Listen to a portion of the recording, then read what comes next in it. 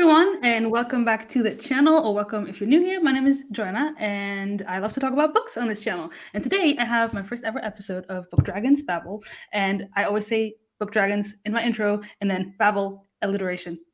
So basically, the concept of this is that I invite lovely guests like my co-hosts today, and we discuss random topics about books or literature or YouTube or whatever it is. And today we're talking about recommending books. But first of all, I will let my lovely hosts introduce themselves. All their links are in the description of this channel, of this video, and then you can follow them if that's not done yet. Jimmy, go ahead. All right, so I am Jimmy Nuts. I'm from the Fantasy Network, and I talk all things fantasy and sci-fi. I also cover a lot of Stephen King. I happen to host a bi-weekly podcast on my channel as well called Chatting with Nuts, where it's a very free-form bookish talk that I think is a lot of fun, and a lot of people like doing it, and it's live, so it's cool to jump in on. So if you want to check that out, you can. But yeah, I just love fantasy, and I love storytelling. I'm even getting into different forms now. I'm reading a little bit of manga and everything else, and I'm really happy to be here, and I appreciate all three of you for being here, and obviously Johanna for inviting me. So thank you. You're very welcome. Yay. Well, hello. My name is Johanna from the channel Johanna, not to be confused with Joanna. and yeah, in my channel, I started about a year ago, and I mostly focus on fantasy, a little bit of sci-fi as well. But I love books. I love all kinds of stories. I might be branching out to different genres at some point, but my heart belongs to the fantasy genre. And I'm super excited about this particular chat because something else I really love to do on my channel, in addition to book reviews and book discussions with people, is to talk about book topics like this one. These are things that I just find absolutely fascinating. So thank you so much for inviting me, Joanna. And I'm so excited to be here with you, Jimmy, and Jessi today. All right. Hi, I'm Jessi, and I'm from the channel The Bookish Mom. I also discuss mainly fantasy, some sci-fi. Lately, I've been doing a lot of focus on finding books, specifically fantasy and some sci-fi books that have like motherhood representation, older characters, things along those lines that I feel like we don't see enough and that I personally want to see more as a mom of two. Like I love seeing like the mom save the world as opposed to the 16-year-old with dead parents. So I'm really excited to be here as well. Thank you so much for inviting me, and I'm excited to talk about this. I'm so excited to have you all. Thank you so much for coming, and thank you everyone in the comments. Hello, everybody.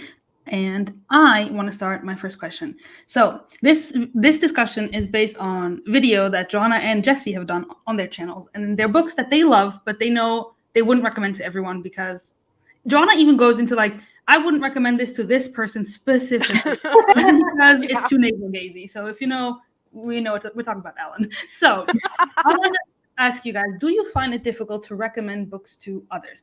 And if so, or if not, does it depend on whether you know the person very well? I would even say, does it depend on whether you know them from BookTube or the Bookternet, and or maybe your family or friends that you know for a very long time? Go for it. Do you find it difficult? Yes, no, gray area.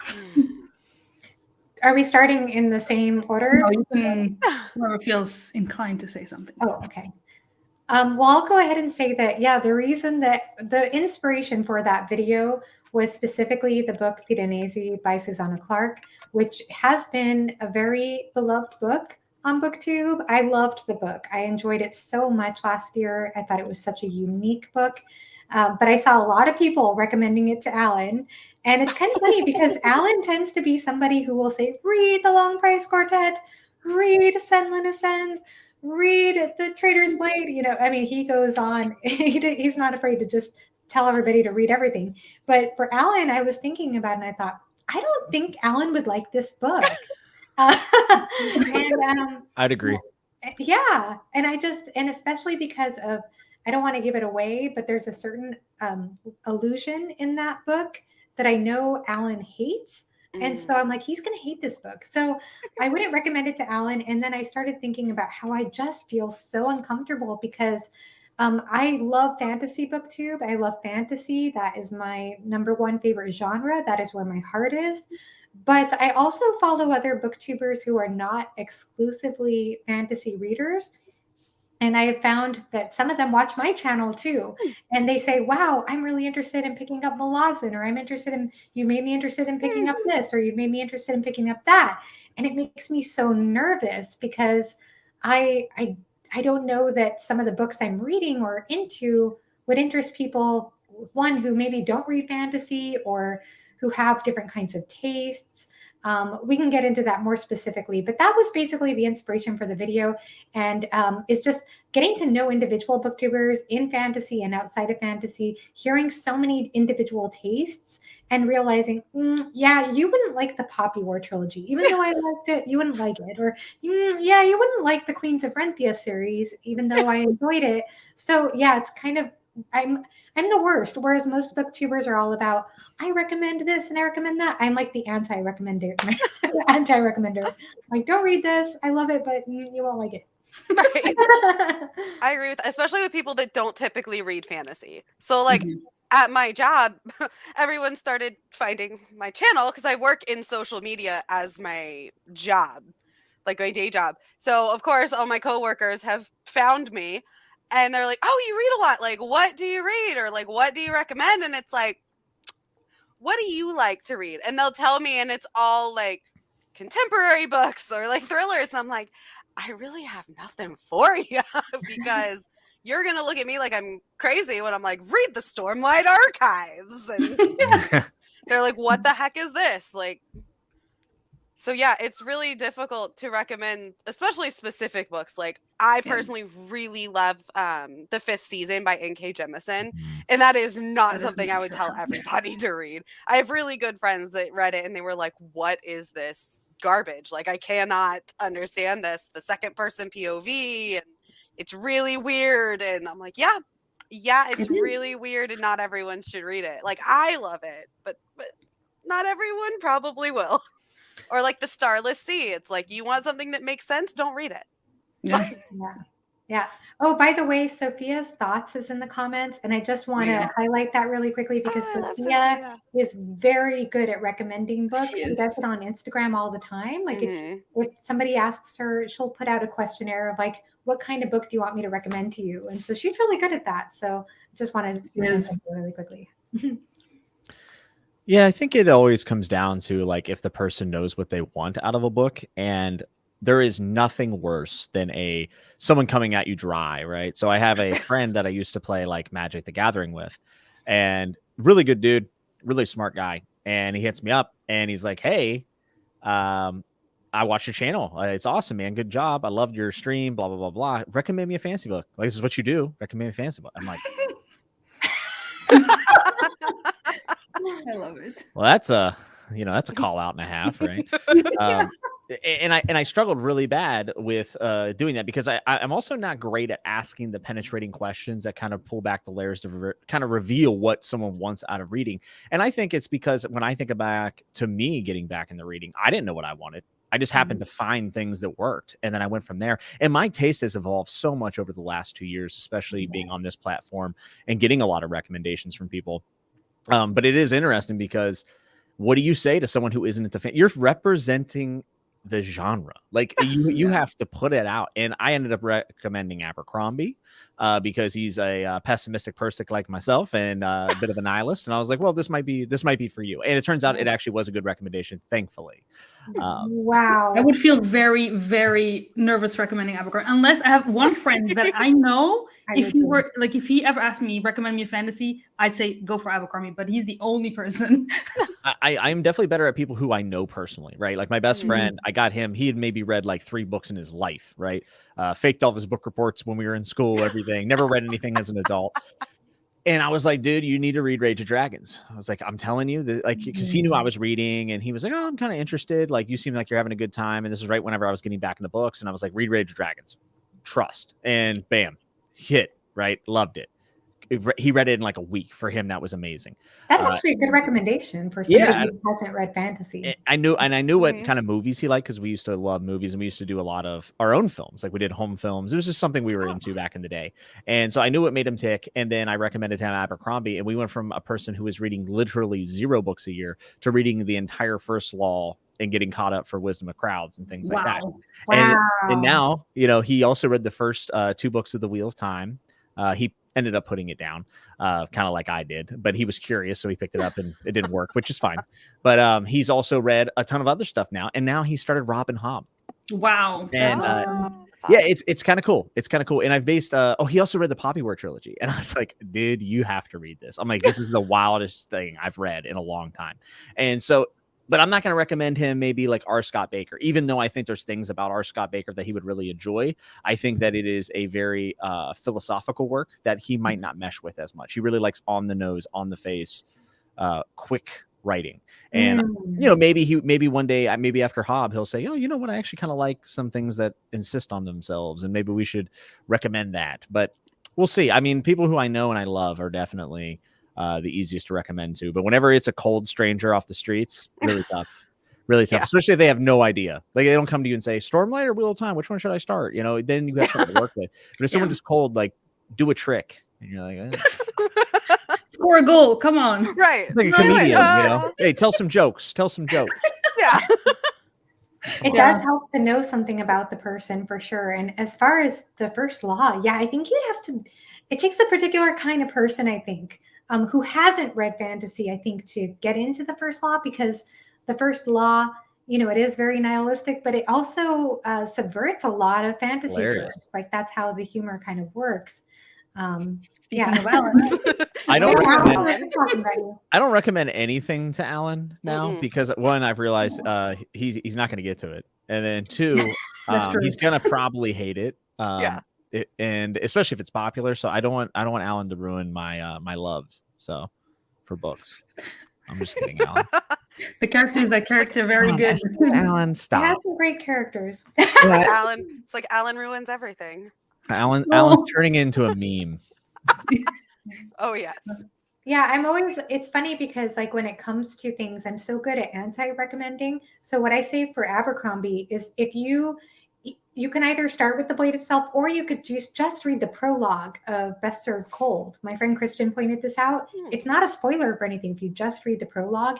And if you get along with Abercrombie's writing style and his humor and his characterization, you probably will like Abercrombie. But if one of those three things doesn't quite land with you, I'd say skip. You know, can I say something? Yeah. This is probably going to come across slightly aggressive, and I don't mean it to. But, like, people are always like, all I hear about is the characters. Well, you're watching the wrong content. Like, there is a lot of really good content where people dissect what First Law is doing. So, like, watch more stuff and, like, get out of Discord. Just get out of the Discord. It's easy. Like, I really feel like Christian at Lost in Discovery did a phenomenal job. This is someone who loves the Stormlight Archive. He loves Abercrombie and First Law, and he's made a lot of really good videos. So I don't know. I hear people look into that. Yeah, I mean, he does do some really interesting things too, like with subverting certain fantasy tropes, like the quest trope and things like that. But this shows, it's hard to recommend stuff. It's hard to recommend. So yeah, it is. It is. I started reading on Stephanie, who is also in the comments. I started reading on her recommendation, Master of Sorrows by, depending on where you live, it's either Justin T. Call or Justin Call. And she was really nervous to recommend it to me because she's like, I'm so scared because I recommend it. What if you don't like it? Right. She bought me the book. And so I started reading it and I loved it. I gave it 5 stars.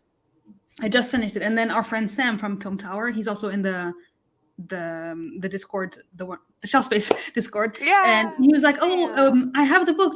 What do you think? And I'm like, I'm loving it, but I don't know. I feel so scared. What if I tell you, go read it? And then you're like, I hated it. And I'm like, I feel so sorry. You wasted your time. But in the end, he picked it up and he also loved it. So we're good.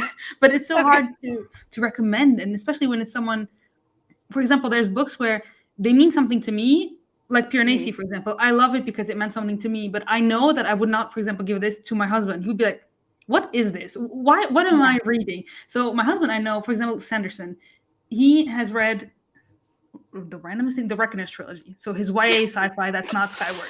And he's like, it's awesome. And I'm like, but why don't you just want to read the Final Empire then? Please just read the Final Empire. He's like, no, I don't want to read the Final Empire. I'm like, it's like the one Sanderson I haven't read. Like, yeah. Reckoners. Yeah, for sure. I have it somewhere. It is nerve-wracking because I'm always scared that to make people either waste their money and or their time. So yeah.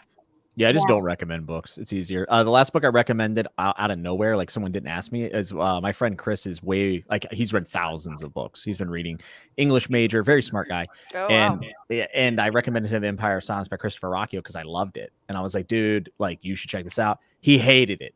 No. Absolutely hated it. And he was actually sending me updates as he was reading about everything he hated, to the point where I was like, hey, dude, don't message me anymore. I was like, just when you're done with the book.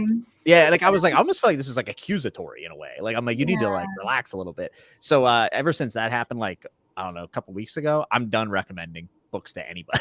I was so sad. You know, the one time I was really successful and I was so proud of myself was with my dad. And this was many years, like 10 years ago now, I guess. He had exclusively read mystery thriller, suspense thriller books like John Grisham. He's read like almost every John Grisham book there is, and some Michael Crichton, a little bit of Michael Crichton, but mostly like suspense thriller books. And I took a risk and I got him Game of Thrones. And the reason I did that is because there's a mystery element to Game of Thrones. And I thought, I'm just going to take a risk with this. He had never read fantasy before. He binged those books. And he has like this thick Mexican accent. He's like, Johanna, when is Martin coming out with another book? Sorry, Dad, to disappoint you. I love Tyrion. Yeah, he loved them. Oh, that's great. But that was just luck. And it's funny because, you know, Alan, who's in the chat, made that hilarious video a couple of years ago about how every about how like you can't, not every book can be Game of Thrones. And it's so true. Like everything after that was like, this is like Game of Thrones. I saw an Ember in the Ashes ad on Bookstagram that said, if you like Game of Thrones, read Ember in the Ashes. Why? It's such a reductive way of looking at even though books. it's not related at all. I saw, what was it? It was, if you like, what, I forget which other, I think it was Fireborn and The Cruel Prince. And I was like, I saw that. I despised one of these and adored the other. Like one of these things is not like the other. I could not get anyone to be like, this is how they're connected. Like tropes, vibes, like nothing. I was like, I know. They both might be fantasy. That is so maybe like at that point. That is so funny. So we kind of already talked about this, but do random people sometimes find out either that you have a channel or they come to your house and then they see your bookshelves and they're like, you like to read. Tell me something I should read. And so how do you react to that? Because I feel like having your family ask or friends is different than just randos that come up to you and are like, you read. You tell me what to read. It's tough because I read a lot of like grimdark or what I would consider to be a little bit of a downer. Like I like books like that, and I'm afraid they're gonna read it and then think there's something wrong with me. Yeah. Every time. It's like a comedy. All right, I've told this story before, but not everyone's heard it, so maybe I'll repeat it. So my in-laws come over, and my wife's like, "Hey, pick something off Netflix that's funny. We like to laugh." I go, "Oh, great." So in my head, I go, Tom Segura made me laugh pretty hard. This will be perfect. I don't remember it being dirty or anything. First joke is a very inappropriate joke that makes everyone in the room cringe. And I go, oh, yeah, everyone thinks I'm weird now. Yep. Everyone thinks I'm a pervert. Sweet. So it's like that with books. It's like, it is like, I have to really like comb through. It's like, what's in this book? Like really think about this for a second, because I might not bat an eye that, you know, someone stabbing someone, you know, or whatever it might be. You know, some of these are very overtly violent, and it's like you have to be really careful about how you represent yourself with that recommendation for a random person. Right. Yeah. That's like you can't go and tell them, be like, oh, read the Poppy War. Then it's like you're a prince of nothing. Yeah, they're gonna get to that chapter and be like, what is wrong with this person? Yeah. That has recommended me this book. Yeah. Like, I tend to not like happy endings. I like bittersweet endings, you know? And so people, or for example, people are like, who's one of your favorite all-time, like, literary characters? I'm like, Kaladin Stormblessed, who was a depressed little boy, or Daenerys Stormborn, who burned a whole city to the ground. So those are my favorite characters. Well, allegedly burned. We don't know yet. Yeah. But I'm like, yeah, like, do with this what you want. Or Vin, who exploded a dude's brains with her head. Like, Those are my favorites. Now, Right. yeah, you know? The more I'm just thinking about it, the more I'm like questioning my taste over here. Like, yeah, same. Oh, Yeah, so people are gonna be like, "You're weird." You're So I don't know really about randos, and I don't have very many books on my shelf presently, but I do have a friend that I've recently made on BookTube who has a non-fantasy BookTube channel. He's really into philosophy, and he wants me. He's been asking for me for a recommendation of a good fantasy standalone.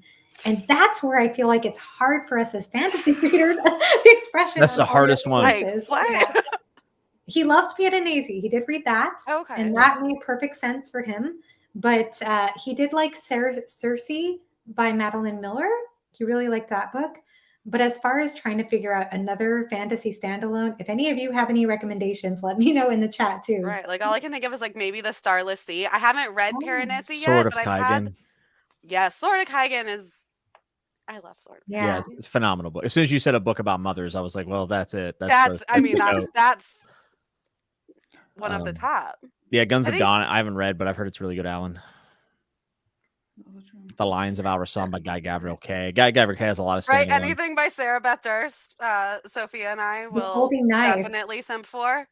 Yeah. War of the Flowers by Tad Williams. Sarah Beth Durst, this is I feel like Sarah Beth Durst, as much as I enjoyed The Queens of Renthia, I'm a little hesitant for like an older male. Yeah, it's not. I don't think she really writes for an older male demographic.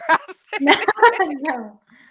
Did you finish that already? Lots of badass moms in her books. I haven't read Tigana, but that's a really good recommendation, Alan. And I haven't read Holy Knife either. Man, I need to write these down. I've heard a lot of people say that Piranesi reminded them of the Starless Sea, just in the way it was like super whimsical. I haven't read it yet, but I loved the Starless Sea. You will like it, I think. Read the Starless Sea. So Starless Sea is just go into it knowing you're going to be confused, and it's just pretty. It's pretty and confusing, and I did start the audiobook when it first came out, and I did DNF it at that point just because I felt like I needed to read it with my eyes. With that kind of book. Anytime it's kind of surreal or weird, I need my eyes. Same. Yeah, I want to read Janie Wirtz. I really want to read Janie Wirtz. That's also an author I'm eager to get to, and I have heard about one of her standalones that I want to get to. Yeah, I really want to read that one. Yeah. That one is so long. I know. I have heard mixed things about Jonathan Strange and Mr. Norrell. I've heard that for some people they found the ending not quite so satisfying. But most people I've heard really enjoyed it. And then some people say it's it's good, but it's really, really long and really, really slow. Hard to recommend something like that by that description to somebody who hasn't read fantasy. Yeah, it's kind of tricky. He might like it. That's the thing that I find. Yeah, sorry. Go ahead. Oh, no problem. I've started to branch out a little bit on BookTube as well and watch people who don't only do fantasy stuff. And so when you watch, for example, people who read romance or something like that, and they're like, this book had, I'm 100 pages in and nothing has happened yet. So this is kind of like, I kind of want to already get rid of it. And I'm like, 100 pages? That's called a prologue. Yeah, right. Yeah. That's how I am. And so it's hard if you have someone who doesn't read fantasy say, recommend me a fantasy book, because like, are you okay reading for 200 pages and nothing happens? They're still in the freaking Shire, if you will. Is that okay for you? And then because people then tend to be like, okay, but nothing is happening. And so it's really hard to get someone. For example, I started watching the Wheel of Time show with Melvin being my husband, and the first episode, he was like, nothing is happening. And I'm like, but it's the first episode. Like, you need to get to know these characters, you know? How do you expect something to be like already, yeah, let's go, you know? And so it's really hard to recommend. Yeah, it is really hard. There you go. Yeah, I've been meaning to read it forever, and I just keep looking at it. I'm like, oh, it's so long. Yeah. I think something that's helpful maybe for people who aren't into who have not read a lot of fantasy is if they've seen any movies or TV shows that have fantasy tropes in them. So I don't know if that's helpful, because obviously we rely a lot on tropes in fantasy. So You didn't know that? Alan, gotta love him. That's funny. Hearts broke everywhere. At that Too bad. Oh, I think boy. also like so I recently read and it was a fantasy standalone, A Dragon Bird in the Fern. And while it won't be for everyone, It's a tongue it was twister. very light fantasy, but it was really heavy on like the thriller, like murder mystery aspect. So it's like, okay, I could recommend this one to somebody that maybe wants to start reading fantasy, but like they've read a lot of murder mysteries in the Mhm. past. So it's like, okay, this is a good place to start. Also, it That's a has a good, dyslexic main character, which loved that. yeah. That's a good suggestion. Is Dragon Mage a part of a series? I thought it was a book one. I Is think it it not? is a book one. I in think the it is a series. book one. Andrew just keeps recommending book ones of trilogies. What Yeah, are you doing? We're talking standalones, Andrew. he's just throwing stuff out there. I've got my Amazon wish list open though, like adding stuff that I'm like, oh, that sounds good though. You're smart. I should have done this. Yeah, I On know. my multiple monitors that everyone makes fun of me for. A Fire Upon the Deep is one I'd like to read. What is that? Who's that by? It's an older sci-fi. Oh, It kind of goes under the radar when people talk about like Hyperion and everything else, but A Fire Upon the Deep is like for sci-fi heads considered like one of the better works. Oh, cool. Okay.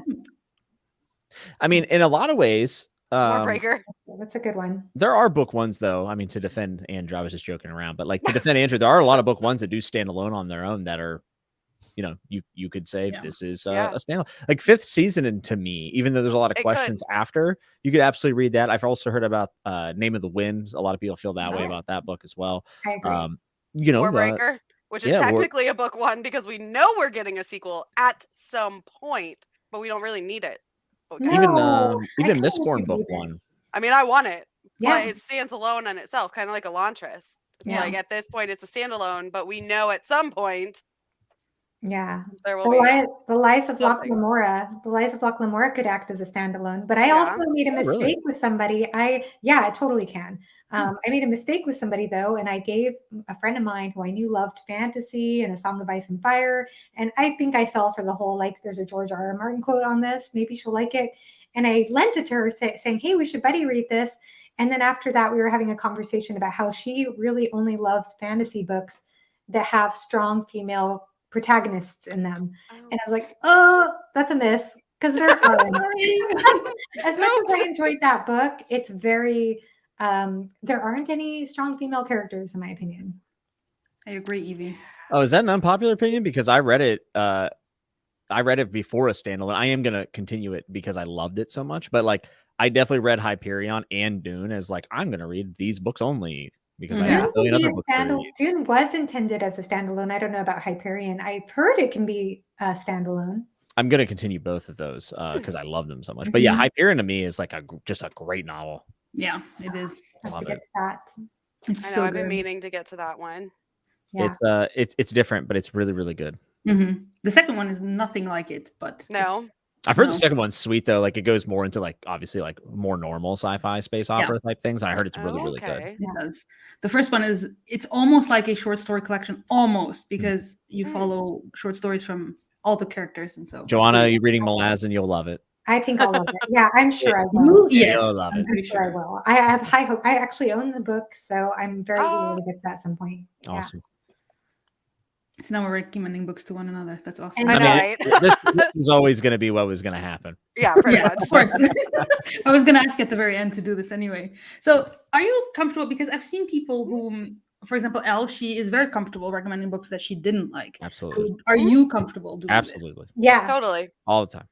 And it's so Yeah. funny because I had a kind of an argument with, not a real argument, but I kind of argued a little bit with Michael Nip in the comments section of one of his videos because he was Yeah. saying like how he's like, if I don't like brownies, I'm not going to recommend brownies to people or something. Or if I don't like chocolate, I'm not going to recommend brownies to people or something like that. Or maybe I said that. And I was like, Oh, no, but Ellen. like if you like, if you don't like chocolate, but you know brownies have chocolate, and you know somebody loves chocolate, I think it's fair to say Exactly. there is a strong possibility you might like brownies. You know, like Yeah. so I feel like there is I think there is space to be able to recommend books that weren't for you to other people, especially if it has certain kinds of tropes or certain approaches to narrative that people might like. Yeah. I agree. I mean, I did a recommendations video not long ago on, I think it was like the Chosen One trope, because I like to do recommendation videos where I'm like, all right, this is a popular fantasy trope. these, 5 books have this trope. If you like it, you'd probably like these. And I recommended Malice, which I did not like, but I know most people do. And so like I can easily recommend like Malice to people without liking it myself. And Alan, I will definitely recommend Damsel to all of the people I don't like. Yeah, I think. Oh, sorry, go for it. No, I was to say, I mean, I'm at a stage now when I read a book, I obviously have my subjective experience, but then I also try to think about like what the book is accomplishing, even if it's not for my taste, right? Like what it's accomplishing that other people might like. And I try to highlight that. So even when I have a mixed review or a negative review, I generally come out of it having some sort of positive light to it. It's very rare that I just absolutely disdain a book. That doesn't happen very often. But I think it's like they're like, for instance, I'm not a big fan of Mistborn, but I have recommended Mistborn to Jonah's face. It's fine. but I recommend it to people constantly because I know it's a really good starting point into fantasy for a lot of people, especially if they're transitioning from like reading a lot of YA and getting into adult. Like, I think that's a really good transitional piece. And yeah, I understand why people like it. Not for me, but like I get it. Yeah. Yeah, Totally. Yeah, I think that I would recommend Mistborn, especially to people. I think it would be be a good recommendation book for people who love to play video games. And maybe that's just in my head because I felt like the beginning of the book felt like a big video game tutorial to me. Yeah. Makes sense. Push and now you pull. Press it. I can literally only think of 2 books that I hated so much that I was like, I will never, ever recommend these to anybody unless I really disdain them. But like most of my reviews end up being mixed. Like if I didn't love it, I'll still do a review and be like, so this is what I did like, this is what I didn't like, or what didn't work for me, but this might work for you. Like certain elements of it, I know will not work for everyone. And that's fine. Crown Conspiracy, that's a really good, I'm really glad that Alan brought that one up because that's one that I personally struggled with and it was probably not the book's fault. I think it was because I was listening to the audiobook of that at the same time as I was reading Before They Were Hanged by Joe Abercrombie. And I couldn't stop comparing the writing styles and just feeling like Abercrombie was so superior. But at the same time, I could totally appreciate everything Alan said in his review about it. And it did give me the Princess Bride vibes. And I was like, oh yeah, if somebody wants a good bromance and wants like a Princess Bride kind of vibe, like not taking itself too seriously, short fantasy book, that's a perfect recommendation. I had something happen to me recently. So I like Malice, and Jessi, I know you said you didn't like it, which is totally okay. But I liked Malice quite a bit. Now, Malice was the first. Faithful and Fall was like the first series I read after A Song of Ice and Fire, reading it like a zillion times. So I was really excited about it. Like I was really hyped up. I did the same thing with Rage of Dragons. Like I loved Rage of Dragons. Like I was like, this is like the best book ever. And then, as you read more and more, like your taste, it changes. But I had someone reach out to me who was not liking Malice, and they were like, I'm not liking this. And I'm like, okay, well, that's fine, of course. And they're like, I'm just kind of confused because I know you like Robin Hobb and you like R. Scott Baker and these things, which, a lot of people would consider to have like great writing. So how can you also like this? And I'm like, and it almost made me feel bad. Yeah. Because like, I almost felt like I didn't mean to lead someone down a path that they didn't want to go down, so it's very complex. That's not fair, in my opinion. That's almost like, I don't know. I felt very bad. I was just like, well, I just like a lot of things. Like I like a lot of things for sure. Yeah. To me, that's like saying you like apples and you like grapes. Why do you like oranges? It's like, it's just, I don't know. There's something. I would really have trouble if somebody did that to me. And well, they're a friend, and they didn't mean it in a negative way. I think they were just like, am I missing something? Maybe they were genuinely curious. And I think it came from a genuine place of curiosity. I don't think it was accusatory. Okay. But it did make me kind of think like, man, I love AP says this, and I've heard Philip say it, but it's like, sometimes when I want a cheeseburger, I'll go get a gourmet burger, and sometimes I'll have the double cheeseburger from McDonald's. I can like cheeseburgers and like a variety of them. But that does make it very hard because, especially on my channel with what I'm represented as, I mean, a lot of people have come to my channel for Hobb. A lot of my people have come to the channel because now I'm doing Malazan. but I also love some good popcorn fantasy. I'm reading David Gemmell right now, and I'm very much enjoying what David Gemmell does. But do I think David Gemmell is giving me the most in-depth thing I've ever read in my life? No, but I think he's a damn good writer and really good at what he does. So I Yeah. think expectation can play a role too. And if somebody is thinking, okay, this person likes Malazan and Robin Hobb and R. Scott Baker, then if they're recommending John Gwynne, then John Gwynne must have these same elements, and that will really mess with somebody. That's it's the same thing. I know it happens to people when they read Malazan too, because if you I mean, I'm probably guilty of saying Malazan has amazing characters, but it's not in the same approach to characters that like Robin Hobb is or George R. Martin. It's a totally different approach to characters. Anyone that tells me, hey, I watched your review, I'm starting Malazan, I'm like, please don't. Yeah. Don't do it. I'm nervous too. Don't I've put had that so on me. many people, and I'm like, I'm nervous to recommend this, even though it's my favorite series of all time. I just always say, I just say, you're going to hate it. Yeah. And then, no, I actually loved it. Oh, I knew it. Right. Well, it's a pleasant surprise if they do. I always go, oh, that's surprising. Oh, nice. Wonderful. That's how I tend to feel about Jemison. I'm like, oh, just don't. Like, I love it, but just don't. And Jemison is also so divisive. It's like you love it or you don't. Yeah. Yeah, and I never want to like put people off the genre. It's hard. Yeah. No, for sure.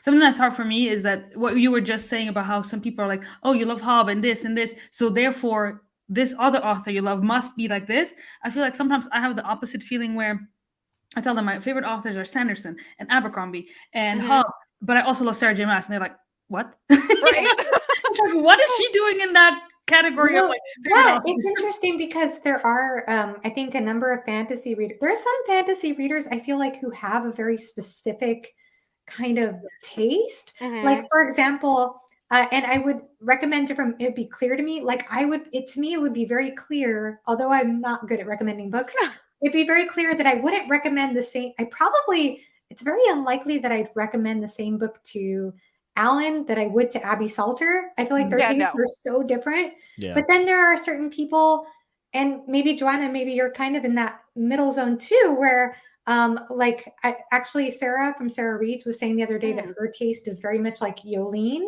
from Yolene. I agree. I identify with their tastes as well. And I was like, they do have a very specific taste for like fairy tale-esque kind of fantasy, but then there's Abercrombie. That is not true, Alan. That is not true. There's a lot of crossover there, sir. Yeah.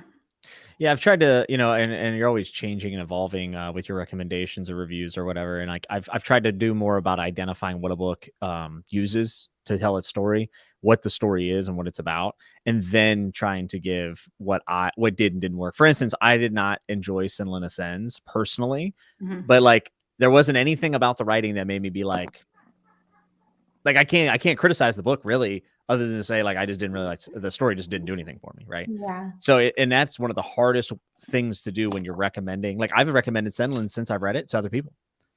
Yeah. So it's very hard to take that step back and go, okay, this doesn't do anything for me, but who does this do something for? And I would say this. Some people would say, well, why even bother? For me, one of the most interesting things about getting back into books and talking about these discussions and like having 3-hour conversations with Alan or whoever it might be is because I am getting to know humans better. And whenever I'm able to take that step back, and it does take some effort, but whenever I do that, I feel like I start to understand the people that I'm conversating with better. And for me to be able to take a step away and step into someone else's shoes and into their mind and what makes them tick and why they think this is great, does a lot to understand people around me. And I think that's really like one of the more important things to do as you grow older. Yeah, I agree. I love that. Yeah. I like that too. And me right now, I'm actually trying to figure out myself. Right? Because like my taste is changing a lot. And one thing I've noticed for myself, and I wonder if you all can relate to this or not, is that one thing I've discovered, and maybe this is just me, but I've discovered that for myself, I'm not always the best at knowing exactly what it is when a book doesn't work for me as I am when a book does work for me. And so that's something I'm working on. I've actually been binge watching most disappointing reads videos lately because I just want to figure out, how do people figure that out? Like, how do people know what it is in a book that doesn't work for you, because I don't Right. feel like I'm always clear on that. That makes Yeah, sense. it is hard. I find it harder to pinpoint what I don't like versus what I do like, because Yeah. I tend to know what I like, but yeah. Mhm. I agree. Yeah. Yeah, Yay. Yeah, Yeah. especially when they're your favorites, and it's like, it is. So it's super nerve-wracking. You're like, you're Yeah. either gonna look at me like I'm weird, which whatever, that's normal. That's my normal everyday that's life. fine. Or like you're just gonna hate it and break my heart. And I'm like, Yeah. I do love that about the book community, though, is that it is a place where you still be friends and not Oh, agree yeah. about the same books. Like Mhm. Jimmy yeah. was saying that every book that Alan has recommended to you has been kind of a miss for you, and that you're scared to recommend books to Alan. But like, but the thing is, I think that that's great that there can be this level of comfort discussing that and agreeing to disagree about books, because honestly, I think that's something that I struggled with when I was younger. Before I found any book community, I just had friends who read fantasy, and every now and then one of them would lend me a book, and I'd really struggle with it. And they'd be like, "What's wrong? Why don't you like this?" That was how they Right. react to me. And then I always feel like, "Oh, I don't know why I'm not liking it, and I feel so bad." But I don't feel like I'd have to feel bad about that. Hopefully, I do sometimes. No. But in the community, it's a little bit more supportive if if you don't connect to a book. I think so too, for the most part. Yeah. For the most I mean, part, yeah. for the most part, there are those those commenters, but that's not usually the other content creators. Yeah. Right. Yeah. Right. Yeah. Exactly. Yeah, Like I with agree. the other content creators, most of us, at least from my experience, I have not yet run into someone that's like, "Oh my god, you didn't like my favorite book. Like, hate you. I'm going to talk all this mad crap about you because you didn't like a book." Now in the comments of the videos where you're like, "I didn't really like this." Yeah. Well, here's a question. So we talk about recommending books you don't like. It sounds like we're all on the same page that we're very nervous to recommend the books that we do love. I never recommend A Song of Ice and Fire to anyone because, like, I'm good. Like, I know I Right. like it. I'm not that Right. interested in having conversations of whether it's good or bad. That doesn't really intrigue me anymore. Now, we obviously are okay with people disagreeing with us, but do you feel like you have a better connection with people when you do recommend and they end up loving it for the same reasons you do? I think it's undeniable that leads Oh, to yeah. a better bond. Like, there are certain people, and I love the reviews and whatnot, but they may see something that I love to not be that great, or maybe they love something that I find not to be great. And I'm like, oh, there's like a connection there that we won't ever be able to make because of this. Well, I'm so glad you brought this up, because I have a smallish channel in my opinion, and I don't feel like I've gotten quite the hateful comments or anything like that, or a negative feedback on whether I liked or didn't like a book thus far in my journey. But I do feel like I have heard people throw around the term reviewers I trust. Yeah. Like the word Yeah. trust. And that always makes me like nervous, because that's a lot of weight. It's like, I'm a reviewer you trust, or there's this reviewer you trust. That just puts a lot of weight on the reviewer, in my opinion. Yeah, that's for sure. I mean, you just gotta, I don't know. I ignore those people, I guess. Yeah. Like when I see that, because I've seen people question the integrity of other fellow reviewers, and I'm just like, Ooh. Yeah, that's hard. It's really hard. If I ever said that, I think I would mean, if I said reviewers I trust, I would mean people that know my taste. Like, for example, Abby, she knows me very, very well, or Sophia Stotts. Yeah. Like, and then in that sense where like I trust that they know me and they know what works for me. But I would never say that about random booktubers, because I'm like, I love almost everything that Jimmy loves, but I wouldn't say I don't trust Jimmy if he didn't love Settling, so now I don't trust Jimmy anymore. No, right. Well, from a viewer's perspective, I do feel like sometimes people click with someone so much, and then the something out of left field comes, and they do feel a little bit slighted. And this definitely happens whenever viewers are able to convince someone that is a booktuber to read something that they really, really enjoy, and then that creator does not like it as much as they feel like they should, and there's like an emotional attachment to the work, and they feel betrayed. Yeah. I've seen, especially with the bigger channels, I've seen people say, "Oh, this person took this off their top 10 list." Like obviously there's something wrong there, and it's like, It's like, really, they just, Come yeah. on. And Come on. that kind of gets into the weird parasocial relationship status of the internet itself and content creators, and especially as you get larger, and it's creepy. It is. Yeah. Well, it's also just perspective. Yeah. I always say I'm an idiot with a camera that decided to turn it on. That's really how this started. Yes, Alan. And I remember being someone on Twitter, just like a random egg account or something, was like on a crusade that I was being paid by John Gwynn to push his books. And I was just like, I wish. what? Okay. What? You kidding? Like, if you want to, okay, but yeah, gonna do it anyway. Like, yeah. So, I mean, I've never recommended a book going, man, I'm going to make so much monetary gain from this. This is going to be sick.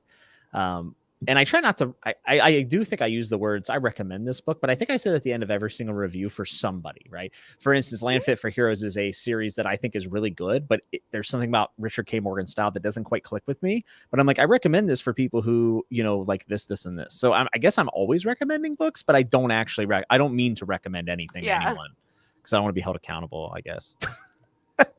Speaking of, from Discord. Oh, come on! It's all for good fun. I threaten to ban anybody that dislikes any book. It's a good time. So here's like what some viewers may mean with trusting. So people who know to pinpoint what works and doesn't. That's actually a very nice comment. Yeah. Yeah. So in other words, the trust doesn't have to be like they totally agree with my taste or totally disagree with my taste. It could just mean I trust them to kind of explain honestly and in depth what it is they like or don't like about the book. So in that way, I can get behind that for sure. I can get behind that. One thing I've seen though is like people that get upset where it's like we all know Alan is our 5-star strumpet. And it's like, I know for a fact that some people will say like, oh, well, if somebody rates books, all the books they read 5 stars, obviously they're not trustworthy. And you're like, no, they just know their reading taste and they're reading shit they like. Like they love themselves enough to pick up books. Like things like that when it comes to the reviewers I trust. It's like, okay, they're reviewing things really high. Like, okay, man. That doesn't mean they're not trustworthy. Yeah. That means they're just reading stuff they like. And let's be honest, the little bit of complaints that we have, these are not all a fraction. Oh yeah. Like an extreme fraction of or I should say little fraction of people that watch videos and comment and take recommendations. Most people can move on. Most people can look and go, that didn't work. That's okay. Moving on. Yeah. So to be fair, I guess to the grand scheme of recommending books and the people that we recommend to are usually coherent adults. Yeah. So. Yeah. That's so true. I just did a video discussion on my channel this last week on star ratings. I was just gonna bring that in. with Books with Brittany and the Wild Witch.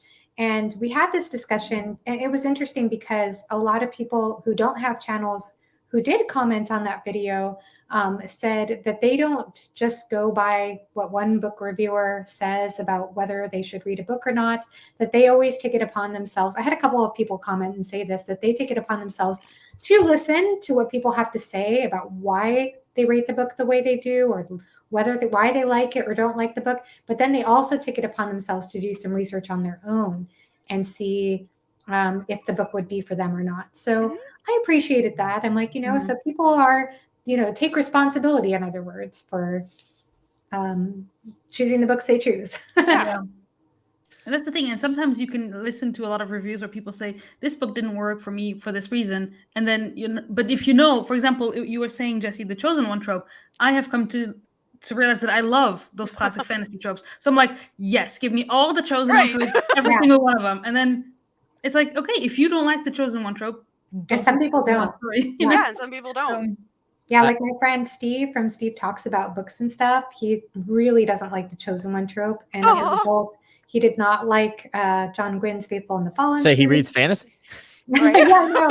He reads a lot of self-published fantasy, which kind of does some different things, I think. So I think those are kind of the books that he gets into, are things that do something very kind of different or unusual in the fantasy genre. But I tend to love the classic fantasy tropes personally. Yeah. I realize because getting into the Wheel of Time now, I realize I do love classic fantasy tropes so much. Yeah. So. Yeah. Like the chosen. I was saying I didn't like Malice. I adored Shadow of the Gods. Cool. I'm so excited to get to that. They're very different. They're very different. I adored Shadow of the Gods. Like, I'm super excited for the next book. So that just goes to show you that even if you didn't like an author's one series or one book, does not necessarily mean you are not going to like something else that they wrote. Yeah. Like, I'm not one to completely write off an author just because I didn't like one of their books. Yeah, I didn't like Adrian Shevkovsky's Cage of Souls book, but I know Alan's a really big fan, and he has so many books that cover so many different things. And I liked his writing, and I really liked his ideas. It just didn't come together. And I'm like, I would definitely not write that. Like, I'm probably going to give him like 3 or 4 shots before I would write him off. I think you are incorrect, Alan, but that's fine.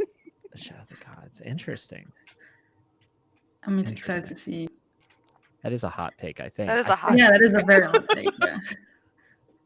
We can also go with Shadow of the Gods is not a completed series at this point, and Faithful and the Fallen is. Yeah, that's true.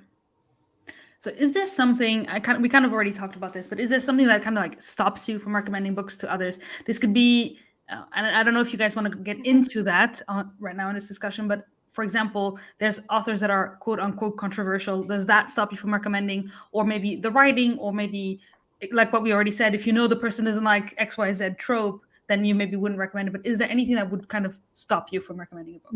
Mm-hmm. Yeah. Definitely if I know they don't like specific tropes, or if I know that they don't like certain things, like if the book is overly like violent or like sexually violent or has any of those aspects in it, like going back to the Poppy War, like there's a lot of violence in there that could really upset people. So I am not going to, just blanket recommend, read this. Mm-hmm. And everyone I have told to read this, I have told, so if you want to read it, I want you to go on the internet and look up like the actual historical facts, what actually happened with the rape of Nanjing, and then decide if you want to read the book, because that is in there. If you are okay with this kind of content, then cool.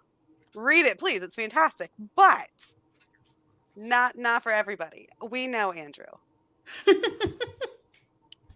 You dispose it. Dispose. Well, it's interesting because with the Poppy War, what I tell people and what I told Andrew actually after he read the first book and didn't care for it is that if you don't like Rin, the character, don't bother. Yeah, no. Because that trilogy, Rin is at the heart of that trilogy. It is about her story. It does follow a lot of history, but it's really about her. And if you can't get along with that character, then you're just going to have a miserable time, in my opinion. Yeah.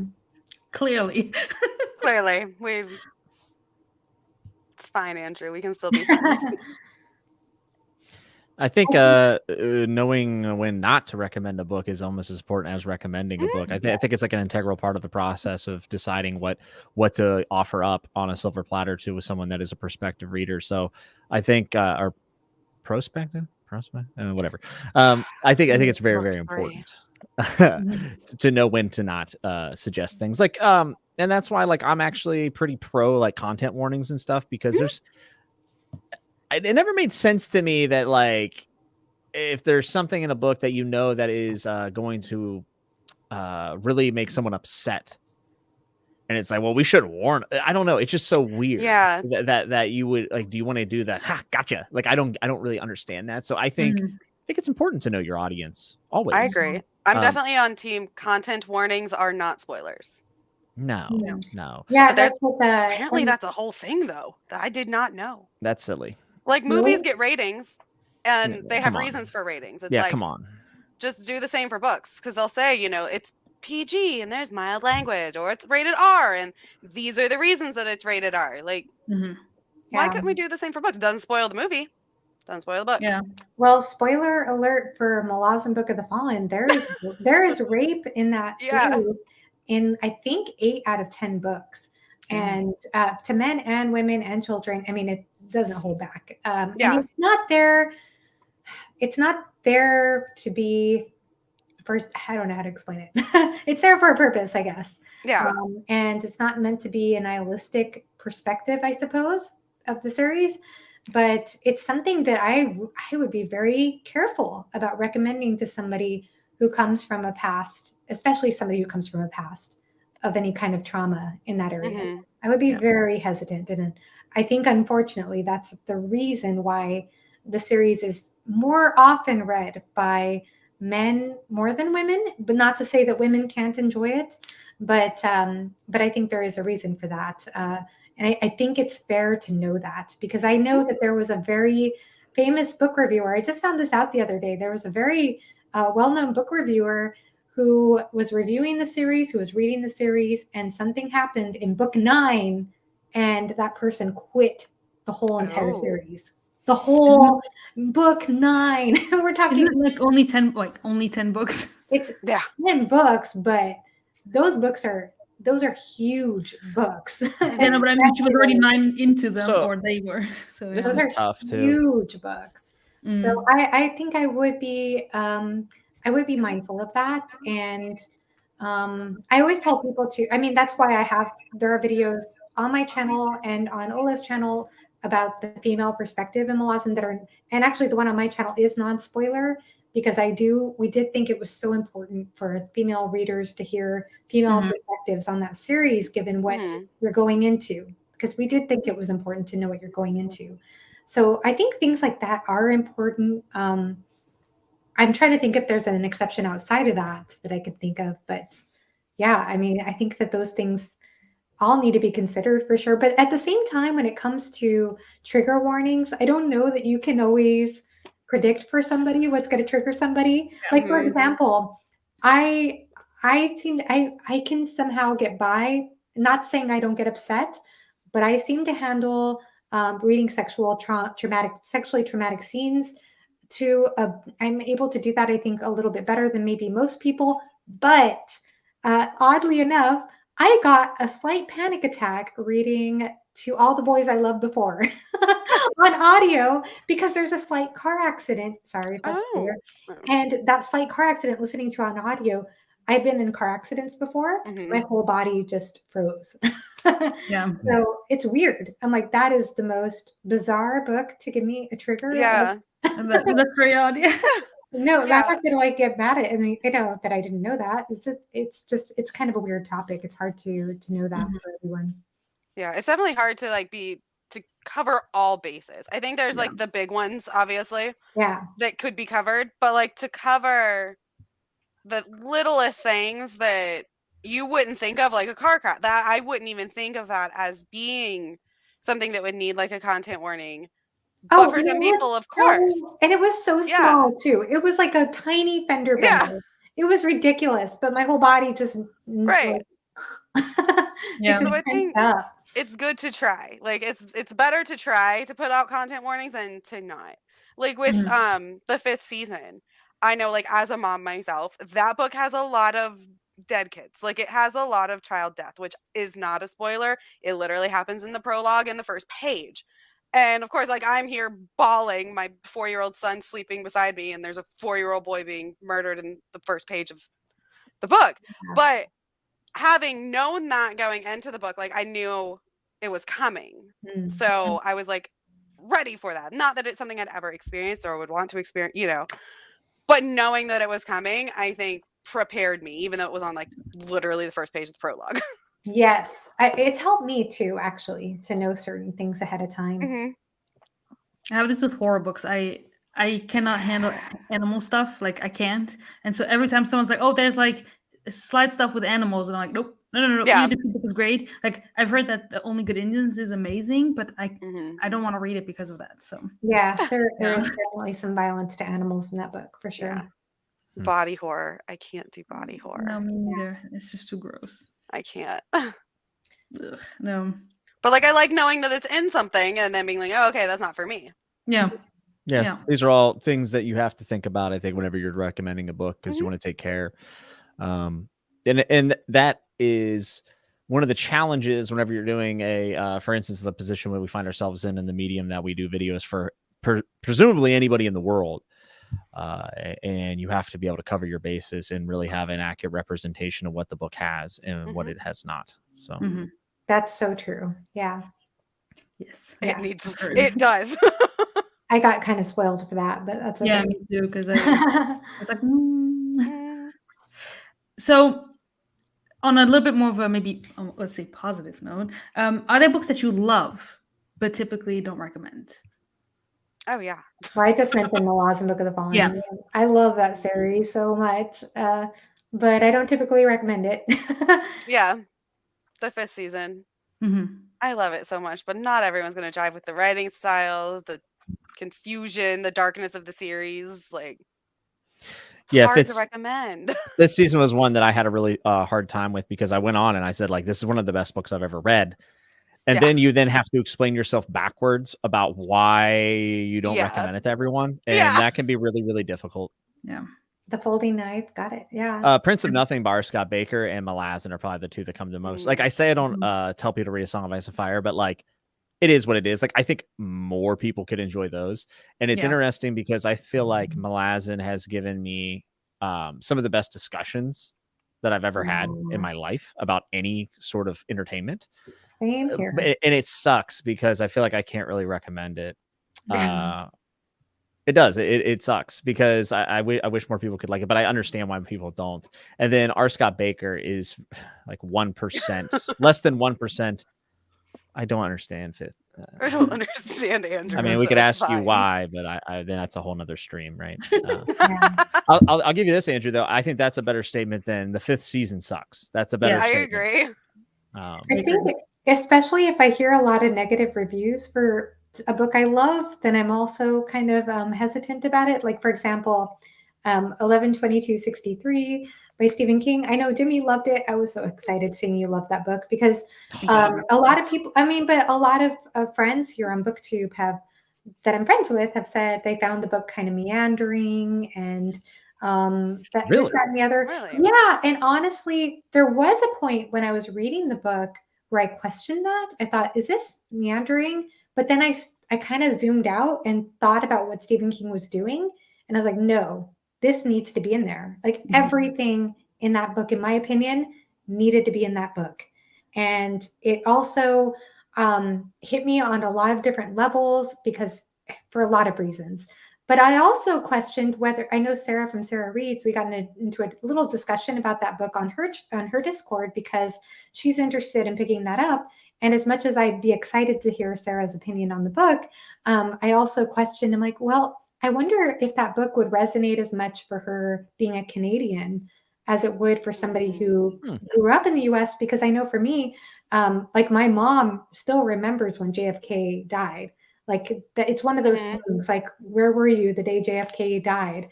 And just knowing the impact of that history and how she cried, how everybody, how much it moved people. So I just wondered, not to say that, people outside of the US don't know American history and don't know about that time, but I just wondered if it would impact. Well, King has that problem in all of his books and the idea of Western culture. Yeah. I mean, think of all the pop culture. I mean, that he's the guy that puts influences on his sleeves. He's going to mention the bands he likes, the writers he likes, and they're all Western for the most part. So I've seen a lot of people who are not from the West have issues getting into King, and I totally understand that.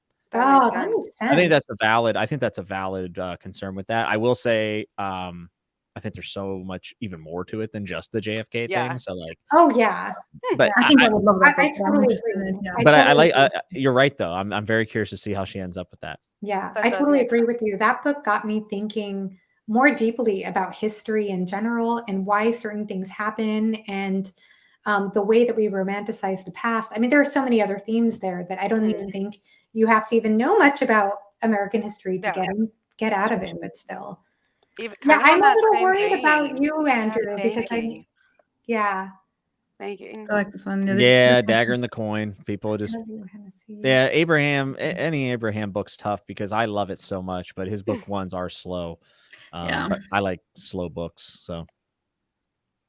I think kind of on that same vein is I don't know if any of y'all read The City We Became by N.K. Jemisin. I haven't read it. Literally, if you don't know, like, I loved it, but I don't think it would resonate as much with someone, for one, outside of the US, and for two, somebody outside of even New York. Like, I'm in Florida, but like I have family that's like from New York and like knows the area really well. But it is literally a love letter to New York City, and all the references about the boroughs and the different people that live in the different parts of the city and just different references to landmarks. Like, I feel like if you don't get that, like, you're just gonna be like, I don't understand this. It doesn't resonate with me. Yeah. Because that book is definitely just, it is New York City. Literally. That's what I've heard from people who've DNF'd it. It's because they didn't have that connection. Yeah. I think one series that or an author, generally speaking, that I don't recommend, even though I've loved not all of their books, but some of their books, is J. Kristoff. I loved the Nevernight trilogy. And I know that it's not going to be for everyone. I wouldn't even recommend it to some people here on the stream. So it's like, it's very hard for me to talk about Nevernight because to me it meant a lot, and I really, really love that series. But yeah, for example, Alan wouldn't recommend Nevernight to, or but it's hard because there's things that it's like too bad that people won't really love it, but Yeah, that's interesting. By the way, Andrew mentioned Blackstone Heart, which is one that I reviewed early on in my channel. And a lot of people after that review, that's what made me, I think that was actually the review I gave where I got most nervous about my reviews, because a lot of people said, oh, I'm going to pick that up. And I right away got nervous about it. I thought, I don't know, and I didn't feel like I did a good enough job in the review explaining what might not work for people, or why, I don't know, but or talking about just the violence in it, or the grimdark quality to it, I guess. Yeah. Yeah. Wow. Okay. Yeah, I knew that. That's a Kristoff book before, but I'm actually kind of curious about Empire of the Vampire, especially after Mark from Slowly Read loved it. Mike, a lot of people loved it. Did you? I know a lot of people. I made it 50 pages into Nevernight and then unhauled the whole series. Oh wow! So see, I was right about not recommending it to everyone on the stream. So I'm actually there with Alan on this one. Yeah, Empire of the Vampire also really liked, but it is different. Are we done talking about J. Kristoff now? No, I'm just kidding. No, not yet. I'm only kidding. Do not read Empire. No, I bought it. Do not read. I probably wouldn't like it. Oh, yes. Winds of Strife. Yeah, I'm actually reading that right now. I'm actually finishing that right now. I should have DNF'd that one. Gutman? Yeah. Yeah. I did not like that book, and I even went on Andrew's channel. Perfect that you bring it up, because I was like, Andrew loved it, and I feel like Andrew I connect with his reviews, and so I went and looked at his review and I was like, what? So I took Voxer and I was like, Andrew, we have to talk. And so we talked about that book, because I was buddy reading it with a friend from Bookstagram, and we both had the exact same experience. We both thought this is just abuse for abuse's sake, and the main character, the main character, he's like the abuser, and everyone's like, oh, but he's so great. And you're like, no, there is bound to be at least one freaking person in this vicinity that will say, maybe he's an abuser. Maybe. No. Everyone's just like, but you're so great, and I'm in love with you. And then there's the one female character that's insufferable. And I was just like, no. Yeah, I'm about 40% of the way into it, and I'm liking it. But I mean, I don't like the main character at all. Like, I don't like him, but like, I don't think I'm supposed to like him. So like, I'm okay with that. Like, I'm just gonna roll with it till the end. Yeah. I couldn't like anything, because I've just like Rin. I don't love Rin, but I could read the Poppy War. I love the series, but I didn't. I love her. I'm with Alan. I don't know why. I just love her. I didn't like the third. I didn't like the third book in the Poppy War trilogy, but I did. I did like it a lot overall, enough where I actually do recommend the trilogy to some people. I just think it touched on some important, themes, and I enjoyed the historical aspect, and I had a lot of fun, especially with the first two books. I thought they were fun. I thought I got some thoughts on the third one, but yeah I didn't like it. I think something I love doing was reading Poppy War and then watching Alan's video on the history, and I was like, yes, this makes it even better. Didn't we never get part 2? Yeah, Alan, where's part 2? Where's part 2 of the Poppy War history video? Also, Alan, I would like for you to read The Grace of Kings and make a history about that, like a video. Ooh. That would be, because it's also Chinese history. Bring that up. It's very long though, apparently. So. Oh boy. And then the whole book could be about Katai. Yeah. I would be okay with that. I would be okay with that, actually. So, we already we already talked kind of about that. Are there specific books that you don't love but recommend, or just generally speaking? I mean, Peter Navy, obviously, I love that. And that I don't love but recommend. Oh, sorry, yeah, you don't love. Yeah. Well, I mean, like I said, with the Poppy War trilogy, I didn't like the third book very much. I do think that R.F. Kuang's writing style, I feel like as a writer, I could see growth in her writing style, but I just didn't like the direction it went. But I think, like I said, I actually did recommend that trilogy to Gregory LaPerche. He didn't care for, I don't think he cared for it though. but yeah, I think it depends. But I think it's possible. Yeah. To recommend something you don't. Like, I liked the end of the third book and I liked the beginning of it. And I thought it should have been 2 separate books. Yeah. I would just completely change the last book, make it 4-book series and not. Yeah. I don't know, but there are certain books that I didn't care for that I do have a hard time recommending. I guess I can be honest about that. Like, for example, and this is my very, very, very, very unpopular opinion. I realize I'm all by myself on this, but I did not care for Jade City by Fonda Lee. I just didn't care for her writing style. For me, I yawned every single page in that book. I could appreciate why people liked it, though. I did think that there was some interesting, I don't know, there was some interesting character work and character interaction with the family dynamics. But for me, I think the problem I had with that book is it was sold to me as like a Godfather type of book. And that was just setting the bar way too high for me. It was, it was just setting the bar way too high for me because The Godfather is one and 2 are some of my favorite movies of all time. They're not my favorite, but they're up there. And I didn't think it was quite like that. I didn't feel like it quite worked for me in that way. And one thing that Fonda Lee does is that didn't quite work for me is that she'll have dialogue going, but it's like they'll start talking to each other and then suddenly you're in the character's head going back to events way before the book for a few paragraphs and then get back to the next sentence. And I was like, nah, I couldn't stand it. Yeah, that would grate me. It did grate me. So I just have a hard time and I've been watching a lot of reviews of why people love the book and I'm still Alan, come on, man. Come on. I haven't read Jade City yet. Yeah. So I don't like that. I don't like that though. I don't know. What is this? But everybody 0% loves that series. I don't understand this. I mean, that comment, is but I love it. insinuating. That is insinuating the people saying that are lying. And that is not fair, Alan. I don't think so. And also, I don't know. Never mind. This is another tangent. I'm good. Never mind. Yeah, like I can recommend some like Malice, like The Faithful and the Fallen. I can definitely recommend that to people because even though it wasn't for me, I can recommend it. Same with Rage of Dragons. It wasn't my favorite, but I didn't like hate it. Like I can still recommend that to people.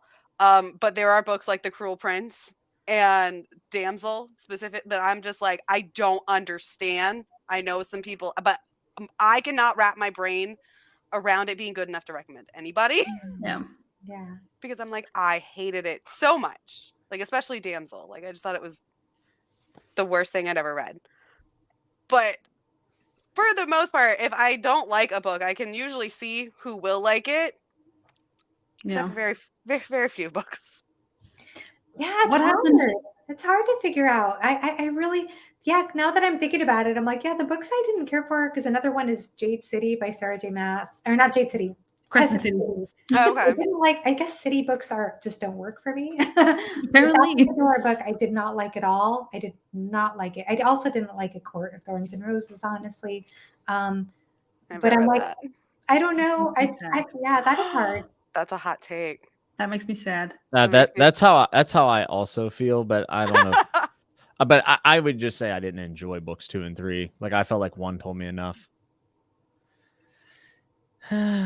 What about when people in your old, like you were mentioning this in your chat, Johanna, on your channel about ratings, but if people just like follow on your channel, if you have a channel for a long time or you've had a Goodreads for a long time, and then you rated something 5-10 years ago and you gave it 5 stars back then because you were a very different person, then people are like, she gave this 5 stars or he gave this 5 stars too. Let's rate this. And you're like, no, stop. No, please don't go back.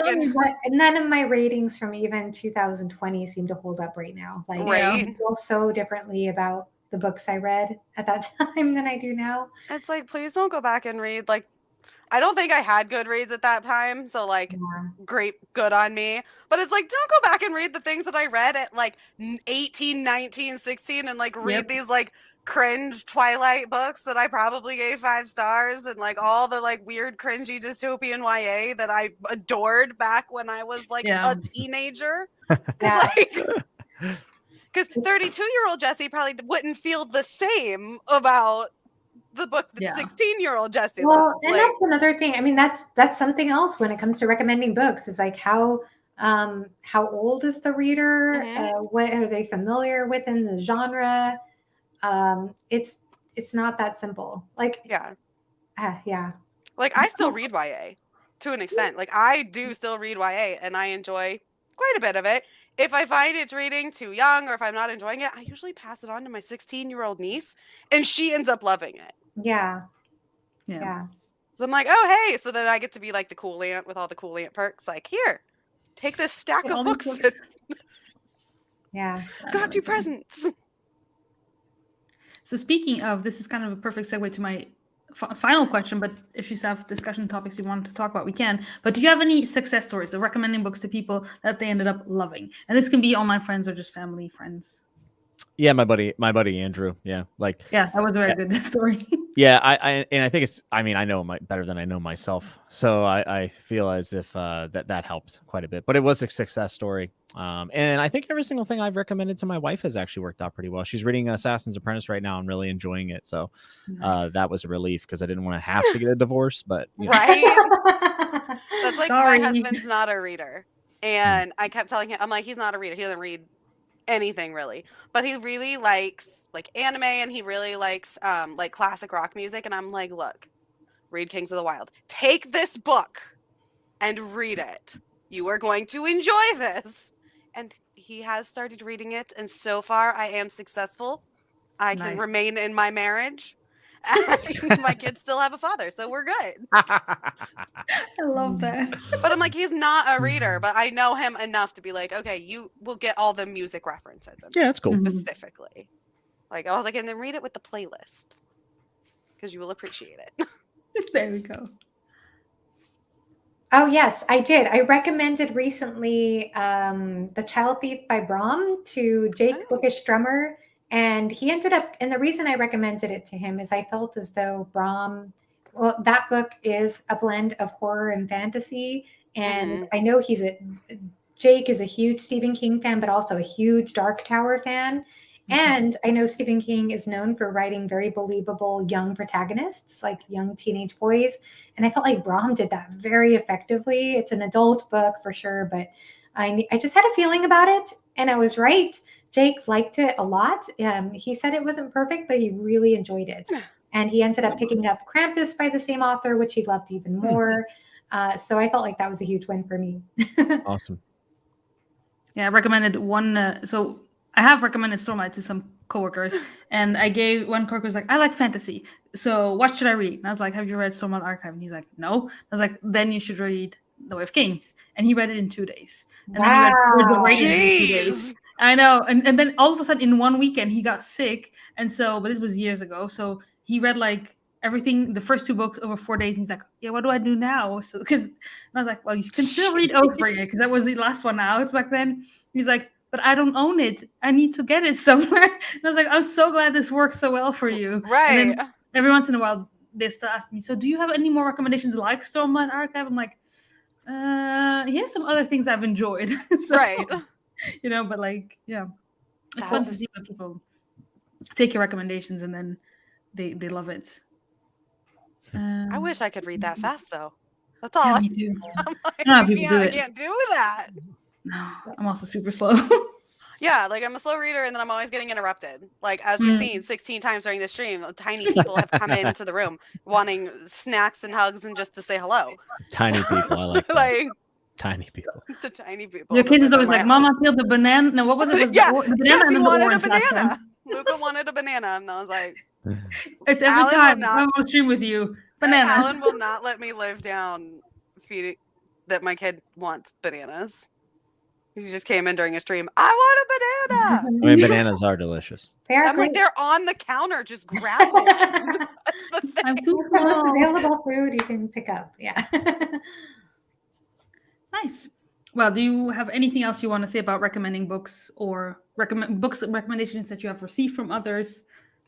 Oh yeah. Mhm. So what is a good recommendation that you all have received from someone else? And All who of them. recommended it to you? I mean, pretty much everything, because I didn't even get back into reading until like 2 years ago. Mhm. Same.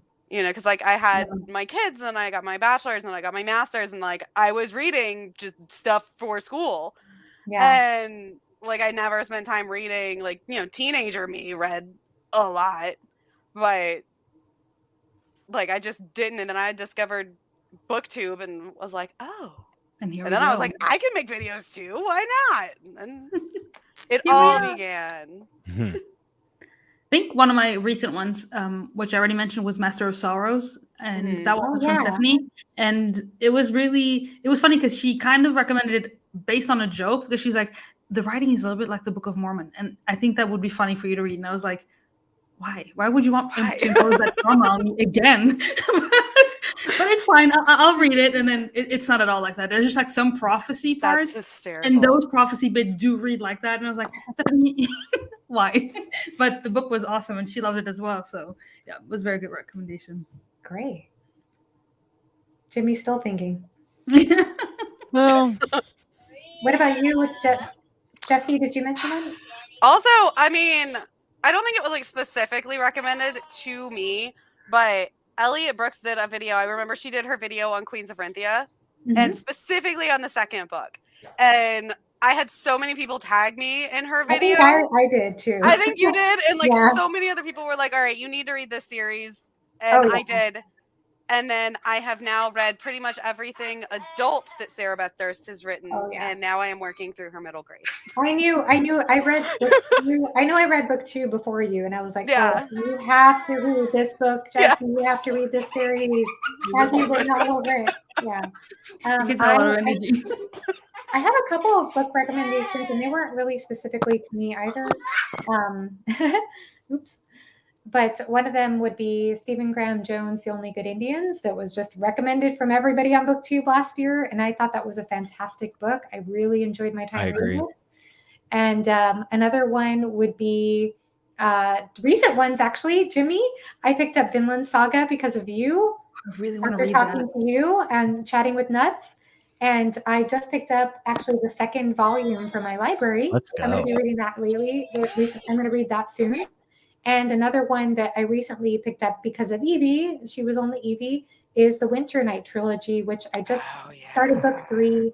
And I am not a big YA book fan anymore. I used to read a lot more YA fantasy a couple of years ago, but I stopped. And the reason I stopped is not because I don't enjoy YA fantasy. I think it can be a good palate cleanser now and then. The problem I have with it is I almost always want a DNF YA series. I never, if they're a standalone, perfect. But if it goes on, I'm done. I'm just done right away. This is like an exception for me. I am so impressed with Catherine Arden's writing style. I'm so impressed with her prose. I think it's such an interesting story, interesting Russian folklore influences.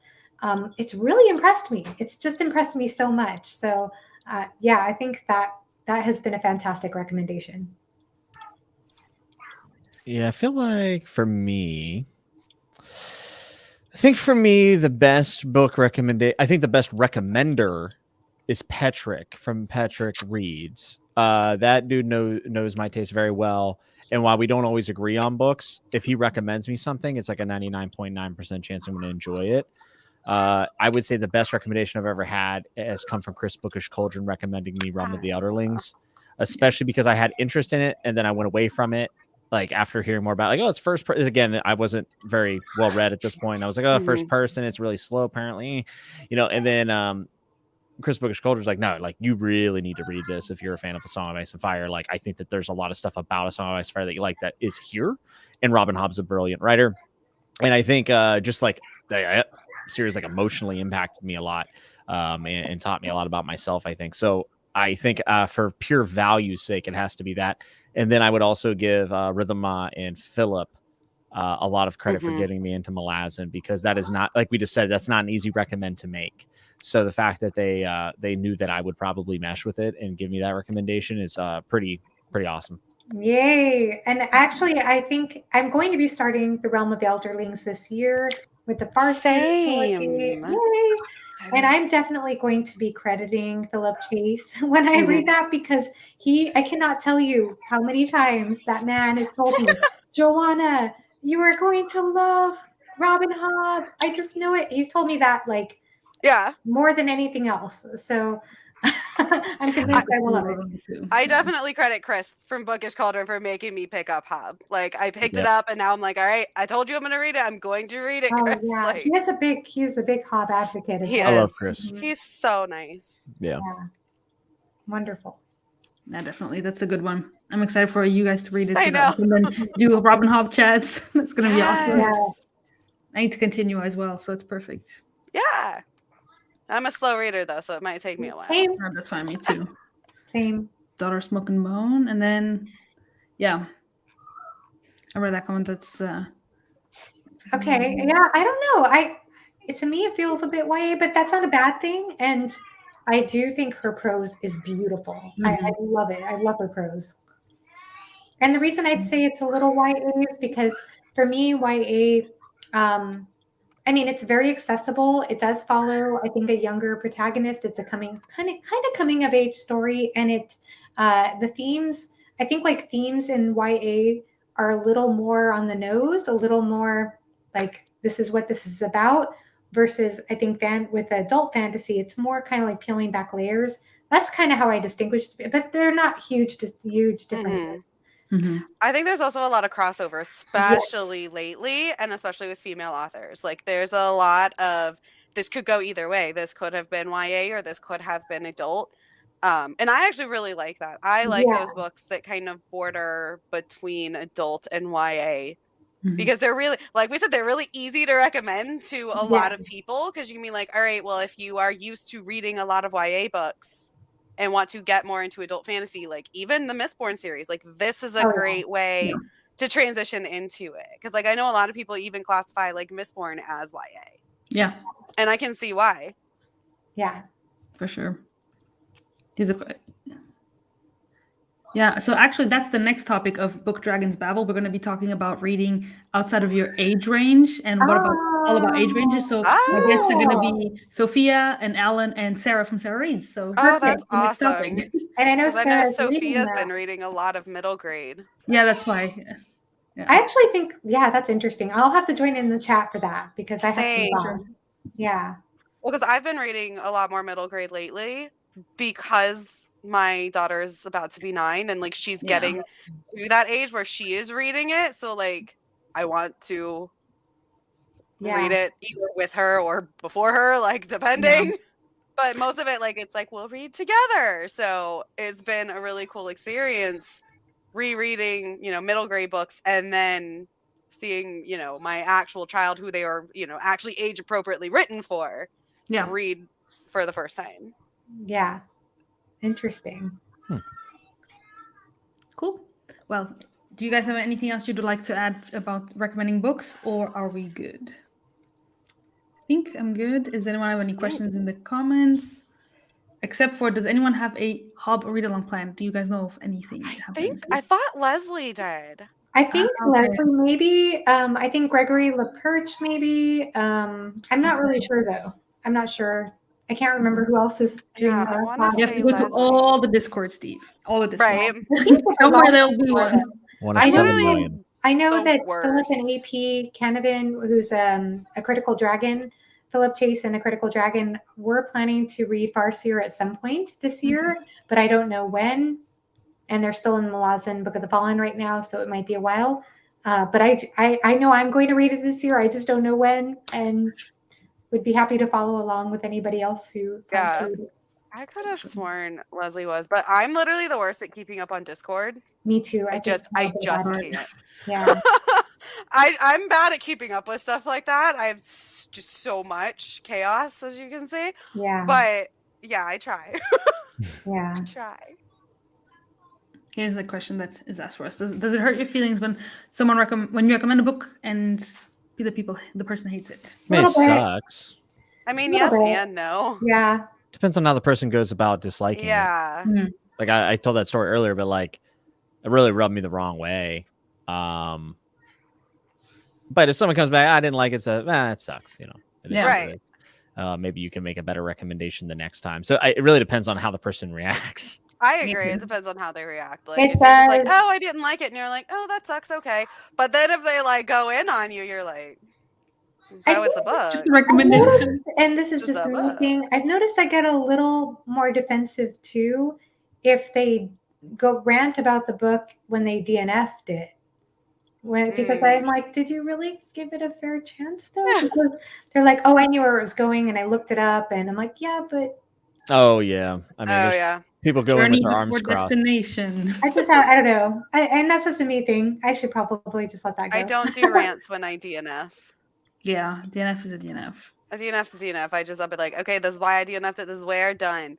Now, I think I've only done like 3 rants ever on my channel, and they were fully finished books. Like, Yeah. I can understand though. I mean, I think sometimes it is justified when people DNF and explain and have criticisms, but to some extent, I feel like sometimes I do question. Anyway, I don't know what I'm saying. Yeah. Maybe I'm just contradicting myself now. I do it all day. I have, I'm like a right. devil's I have advocate found that in I my head all day. DNF more YA books than adult Adult. books. Yeah. Because it's like I'll start reading it and I'm like, all right, I can tell this just ain't for me. DNF, give to the niece. Like, here you go. Like, I'm gonna do a video. I'm gonna do a video soon on DNFing because I have a lot of thoughts on that topic. yeah, A lot. I'm excited for that. Me too. Because I used to Awesome. never DNF, like, ever. Yeah, me neither. I was like, used I to was just gonna force push myself. through, and now I have You have to too DNF many. queen. Yeah, I have You too give me many all that the I energy. I have too much stuff I want to read, too Yeah. little time to do anything. So I'm like, if I'm not loving this, like, bye. Interesting. So I feel about people in my life too. If I don't, bye. You don't serve my like my life. Lifelong DNFer. You make Yeah. shirts. Yeah. I definitely see pros and cons for sure. Yeah. DNF all the things, all the people, all the what. They do not bring you joy. Precisely. On that super positive note Do of getting rid of DNFing people is- we don't like. It is self-care. It is. Oh, this is a good idea. How to DNF and feel good about a video. There I we love go. it. I need that too, actually. Right? Just so you can I'll make do it. it. Because I honestly, Thanks for the idea. I am going to talk about this, but I do struggle with DNFing. Like it's something I just feel I have a hard time with. And I'll explain more about that, but yeah. I'm gonna take that as my new video title. Thank you. I needed something to film this weekend. Yeah. I think you did do a video on that though, didn't you? I think I did one on just like my reading habits and like in 'cause general. I remember you talking about DNFing once, and I think I did a video on all my DNFs for the year recently too. Oh, okay. Yeah. Because I know you've talked about like why you think it's beneficial to DNF several times, and they've all been really good points.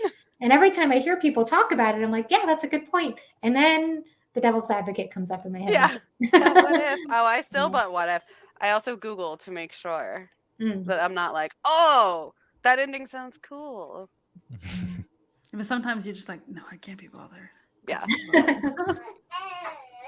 DNF, green eggs and Perfect. ham. Well, thank you guys so much for joining me for this first episode of Bookdragons Babble. It was a lot of fun. Yeah. And all Thanks the for having different us. opinions. Thank And you. thank you everyone in the comments as well for participating and for contributing to the discussion. Don't forget to check out Jimmy, Johanna, and Jessi in the description of the video if you're not following them already. And that is going to be it. Thank you guys so much. And until next time, happy reading. Bye. Bye.